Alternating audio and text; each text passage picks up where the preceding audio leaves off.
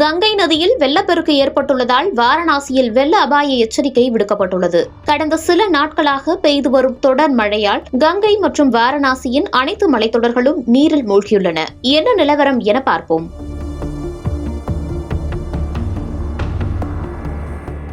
வட இந்தியா முழுவதும் தொடர்ந்து பெய்து வரும் மழையால் வாரணாசியில் கங்கை நதியில் வெள்ளப்பெருக்கு ஏற்பட்டுள்ளது. இதனால் வாரணாசி மற்றும் பிரயாக்ராஜ் உட்பட உத்தரப்பிரதேசத்தின் பல மாவட்டங்களில் வெள்ள அபாய எச்சரிக்கை விடுக்கப்பட்டுள்ளது. சம்பல் போன்ற அண்டை மாவட்டங்களில் உள்ள தாழ்வான பகுதிகள் மற்றும் கிராமங்கள் ஏற்கனவே வெள்ளத்தால் பாதிக்கப்பட்டுள்ளதால் மாவட்ட நிர்வாகம் அதிக கவனம் செலுத்தியுள்ளது. கடந்த சில நாட்களாக தொடர்ந்து பெய்து வரும் மழையால் கங்கை மற்றும் வாரணாசியின் அனைத்து மலைத்தொடர்களும் நீரில் மூழ்கியுள்ளன.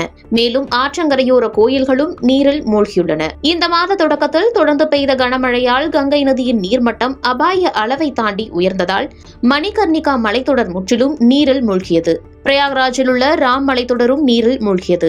நீர்மட்டம் உயர்ந்து வருவதால் படகு சவாரி நிறுத்தப்பட்டுள்ளது. மேலும் உள்ளூர் வாசிகள் மற்றும் சுற்றுலா பயணிகள் மலைத்தொடர்களில் இருந்து விலகி இருக்குமாறு மாவட்ட நிர்வாகம் அறிவுறுத்தியுள்ளது. சம்பலில் கங்கை நதி தற்போது 177.60 மீட்டர் நீர்மட்டத்தில் பாய்ந்து வருகிறது.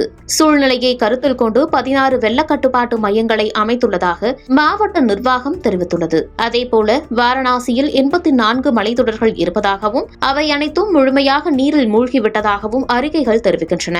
தற்போதைய சூழ்நிலையை கருத்தில் கொண்டு லலித்பூரில் உள்ள மடாதிலா அணையின் 18 கதவுகளையும் கோவந்த் சாகர் அணையின் 8 கதவுகளையும் அதிகாரிகள் திறந்துள்ளனர். கங்கை நதிநீர் அபாய அளவை தொட்டதால் வாரணாசியில் வெள்ள அபாய எச்சரிக்கை விடுக்கப்பட்டுள்ளது.